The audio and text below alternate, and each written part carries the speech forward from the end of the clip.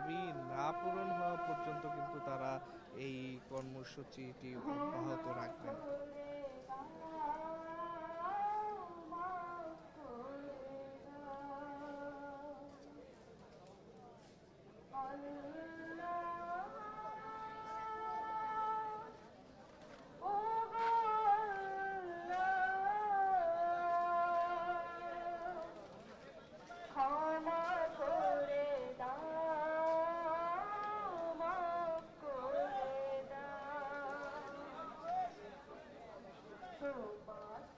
এখানে কিন্তু ফজরের নামাজের যে গ্যাপটি আছে, গ্যাপটিতে কিন্তু আমরা দেখছি যে এখানে গজল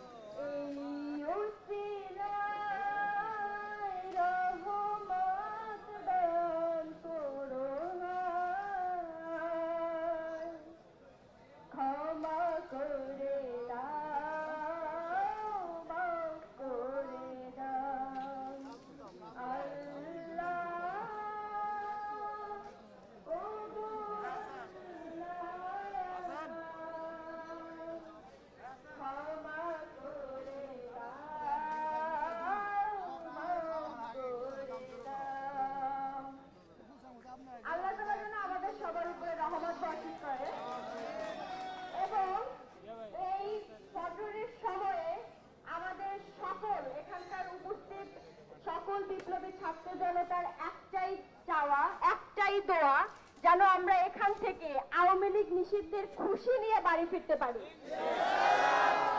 ইনশাআল্লাহ।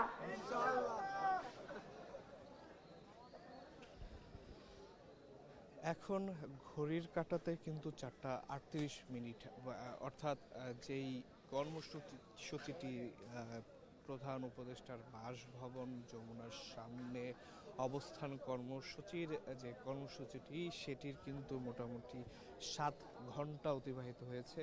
এখনও কর্মসূচিটি চলছে এবং জুলাই গণঅভ্যুত্থানের সপক্ষের শক্তি যারা আছেন তারা কিন্তু এখানে তাদের অবস্থানটি কিন্তু ধরে রেখেছেন এবং তারা বলছেন যতক্ষণ পর্যন্ত এই আওয়ামী লীগ গণহত্যাকারী আওয়ামী লীগের বিচারের একটি রোড ম্যাপ ঘোষণা করা না হবে ততক্ষণ পর্যন্ত কিন্তু তাদের যেই অবস্থান কর্মসূচিটি রয়েছে সেটি অব্যাহত থাকবে।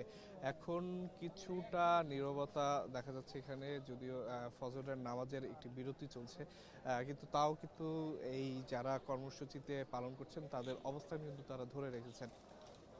আগেই দর্শকদের আরেকটু জানিয়ে রাখি যে রাত 10টায় গত বুধবার বৃহস্পতিবার রাত 10টায় কিন্তু আসলে এই কর্মসূচিটি শুরু হয় এবং সেই কর্মসূচির আসলে মূল দাবি ছিল আওয়ামী লীগ যেই গণঅভ্যুত্থানে যে আওয়ামী লীগ জনগণের বিপক্ষে দাঁড়িয়ে জনগণের বুকে গুলি চালিয়েছিল, যে আওয়ামী লীগ জনগণের কে প্রতিপক্ষ বানিয়ে তাদের সাথে আসলে অত্যাচার অন্যায় যত প্রকার আছে সেগুলো করেছিল, সেই আওয়ামী লীগের বিচারের দাবিতে কিন্তু আসলে এই অবস্থান কর্মসূচি।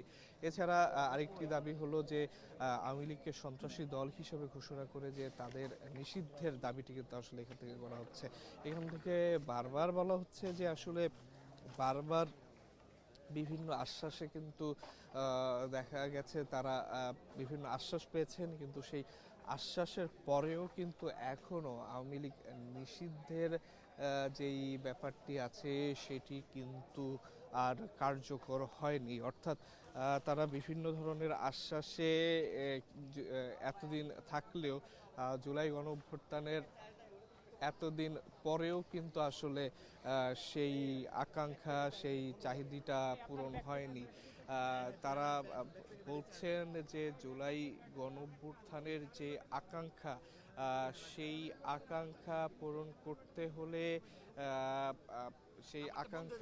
করতে হলে এই ফ্যাসিস্ট আওয়ামী লীগের দল হিসেবে বিচার হওয়াটা গুরুত্বপূর্ণ। সেই বিচার না হওয়া পর্যন্ত কিন্তু আসলে যে জুলাই অভ্যুত্থানের যে আকাঙ্ক্ষাটি সেই আকাঙ্ক্ষাটি কিন্তু পুরোপুরি পূরণ হবে না। তারা বলার চেষ্টা করছেন জুলাই গণঅভ্যুত্থানে আওয়ামী লীগ যে সরাসরি জনগণের বিরুদ্ধে দাঁড়িয়ে যেই কর্মকাণ্ড করেছে এবং বিগত 15 থেকে 16 বছর শাসন আমলে তারা যেই ধরনের অপশাসন করেছে সেই জন্য তাদের আসলে বিচারের আওতায় অবশ্যই আসা উচিত এবং সেই জন্য রাজনৈতিক দল হিসেবে তাদের আসলে এই বাংলাদেশের রাজনীতিক করার কোনো অধিকার থাকা উচিত না।